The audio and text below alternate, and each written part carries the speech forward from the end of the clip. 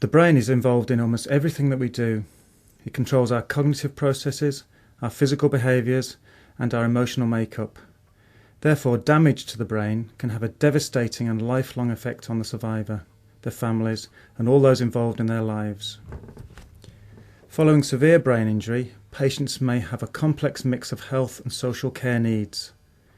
They often have medical, nursing and therapy requirements, as well as accommodation, vocational and financial needs. An acquired brain injury is an injury to the brain that has happened since birth. It can happen to anyone at any time and can be caused by a traumatic or non-traumatic event.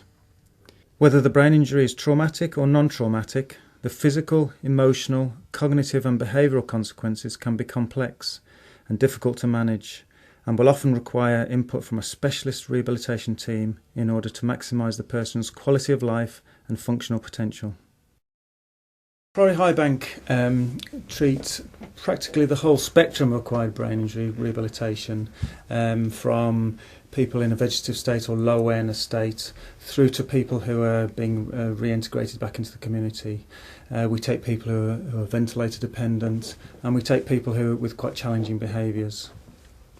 Most of our referrals come from the acute sector, the NHS, from medical wards.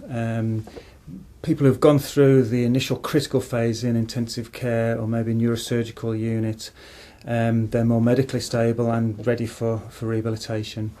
Other sources of referral are from home, from nursing homes or other rehabilitation units. We have 4 distinct services, 3 adults and 1 children's unit. We have a rehabilitation unit in which clients have intensive nursing and therapy input. And the aim really is to improve clients' functional ability and maximise their potential to reintegrate back into society.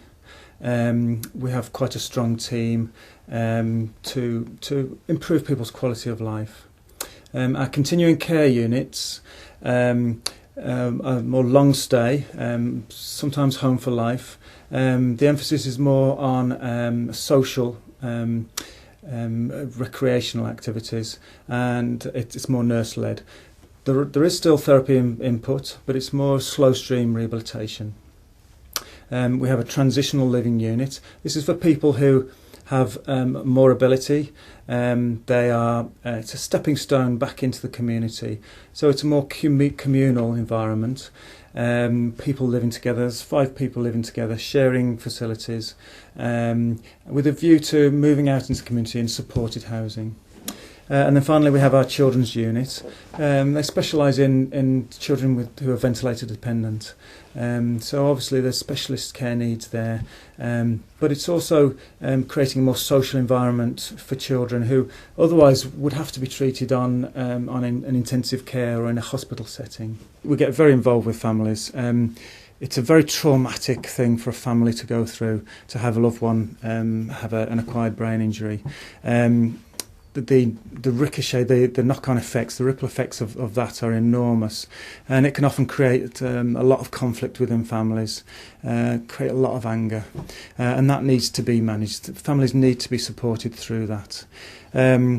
We have a very sort of proactive approach to families, so we will meet families before admission and soon after admission. We offer family meetings where they can meet the team, get any information that they need. We find out what problems, if there are any problems, before they get out of hand. So we try to be proactive rather than reactive with families. We see families as advocates for our patients. So a lot of our patients don't have capacity to make decisions, so we need to involve families in those decisions.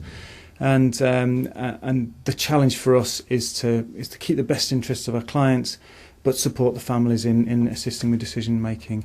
We invite them to case conference reviews. We invite them to relative focus groups, and we have communication books. So there is a lot of interaction between our families and ourselves. The thing about acquired brain injury is that the problems that it creates and the clinical scenarios that it creates are very complex. And so a specialist team needs to be specialist in many different areas. For example, we need to be able to deal with epilepsy management, tracheostomy care, bowel management, posture management, dysphagia or swallowing problems, and the list could go on. So there's a whole range of areas that we need to be specialist in. Highbank as a unit particularly specialises in ventilator-dependent clients, adults and children. And of course that involves maintaining the health and safety of our clients primarily. So our staff have specialist training in how to manage the vents and the problems that can occur. But then also we're putting it in a more social setting as well. So that's quite a challenge in itself. Another area which we specialise particularly in is our management of violence and aggression. Clients with acquired brain injury can have aggressive behaviours, but they will also have physical disabilities as well. So you have a situation where we need to care for people who are dependent, but are aggressive while we're attempting to care for them. And so we've set up quite unique programs of restraint to hold people while we're caring for them. A lot of units use sedation to manage these situations, but we make a lot of effort to try and manage people in a physical way so that we can retain their quality of life. Another area that we specialise in is people in a low awareness state, or a vegetative state as sometimes called. So these are people who are so severely disabled that they have little or no awareness of their surroundings, interactions with people, and they are very, very severely cognitively impaired.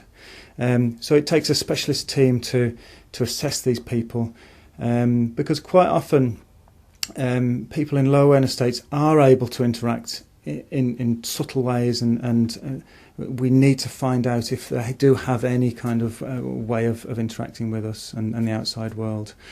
We're also very involved in giving them different experiences. So we will, for instance, set up posture management systems. We will provide seating systems so that they can experience outside rather than just lying in bed, and maintaining their health. So this is where skin integrity, it's epilepsy management, those kind of things. We can generate a program which can then be carried on by a future placement. So those are the key specialist areas that we're involved with. Well, in order to manage someone with acquired brain injury, you need a close interdisciplinary team, and the distinction needs to be made between a multidisciplinary team and an interdisciplinary team. An interdisciplinary team works a lot closer together. We have joint goal setting, we have joint assessments, and we move as a group. So our treatments are very interlocked. There's a lot of close working. So if I give you an example, if one of our clients has a problem with swallowing, our speech and language therapist will work together with our physio to get a correct posture to facilitate the swallow. If they were working independently, then they wouldn't get the same effect. So we have quite a large team. We have our consultant in rehabilitation medicine, we have specialist nurses, rehabilitation assistants, we have physiotherapists, occupational therapists, speech and language therapists, we have a dietitian, we have clinical neuropsychologists, and we also have social recreational staff as well.